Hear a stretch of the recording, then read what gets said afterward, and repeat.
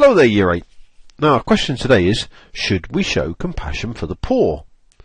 Now, the key thing about that is it deals with one word that we're going to learn the meaning of. Now, what I want you to do is I want you to think of a particular movie that you've watched. Now, I'm sure you've watched hundreds of movies, but I want you to think about a movie that's made you want to cry. Now, even the hard lads amongst you out there, I'm sure you can think of a movie that's made you want to cry. It's made the lump in your throat go and the old bottom lip start to quiver. There's a particular reason for that. And that is that if I tell you one of mine, we'll be able to see how it is.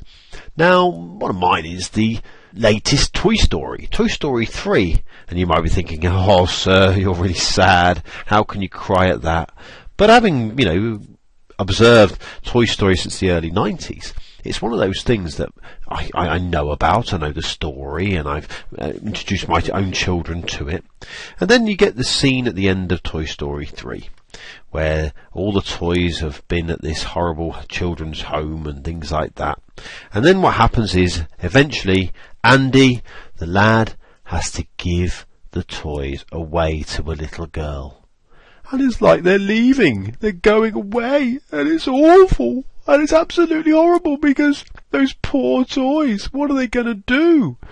Now, I'm sure you've all seen the film, and it's actually, quite an emotional moment. However, we're dealing with a cartoon. And how is it that I, a fully grown man, can actually get so upset by a cartoon? It's not real, it's a story. Why does it make me want to feel all emotional? Why? And it's because of this word here. We're going to look at this word here in much more detail over the next few years, really. It's the word empathy.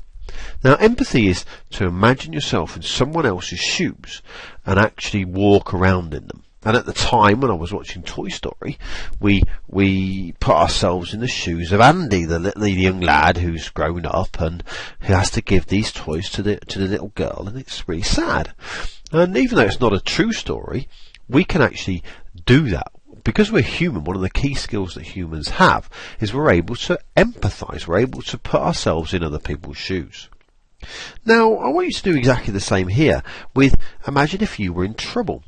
Now, the key thing is with this is that people or charities like Comic Relief and other charities like Children in Need, other charities like that, what they actually do is they show you these little films every 4 or 5 minutes into their requests for money, and it makes you go, oh, that really, you pour your heart out, you show empathy. And because of that, lots of people give money. In fact, millions and millions of pounds are given to Comic Relief and Children in Need and all those other kind of charities each year. And that's because they're able to make you feel like, I wouldn't like it if I was in that particular situation. So the key thing is what they try to do is they try to bring out the idea of compassion. Should we show compassion to the poor? Well, yes. When you're placed in that situation where people actually show you these pictures and tell you a story about these people, even if it's only for a few minutes, you get that idea of compassion. Pretty similar to what Disney do with the Toy Story, is they get you to feel the compassion of the moment. And that's why people watch it. That's why people give money to Comic Relief and Children in Need and things like that. And that's for the same reason why people like films like Toy Story. But the key thing I want to get across to you today is this. If you were in that situation, or if you were in a particular situation, you'd want to show you want people to show the same amount of compassion as maybe you do for things like Comic Relief and Children in Need. And religion calls it the idea of the golden rule. And here you can see a picture, and this is the golden rule for all the religions in the world. And hopefully your teachers will show you this in class, because basically what the golden rule is to treat other people how you would like to be treated. And all the religions in the world agree with this. They all have quotes from their holy books and their holy things and situations like that that show people to treat other people how you would want to be treated. Now, because of that, for example, Christianity and Islam, the two charities that we're particularly looking at, they both have charities. And in years 10 and 11, you're going to look at charities, Christian charities, called Opportunity International and Islamic Relief. And what those two charities rely on, or actually do is they say, if you were in the situation of these people, what would you want?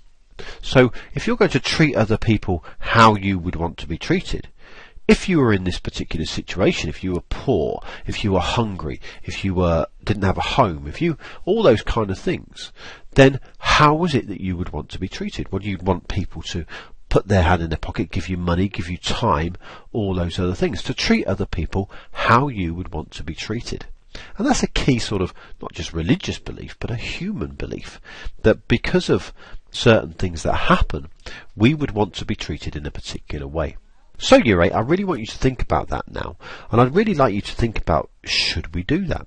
Should we treat other people how we want to be treated, and if they're in particular harm, if we were in that particular harm, we'd like a particular thing? Or should we actually say, no, they wouldn't do it for us, they wouldn't treat us how we wanted to be treated, so definitely not, we shouldn't treat human beings like we want to be treated. Well, the key question at the end of the day, ladies and gentlemen, is, what do you think?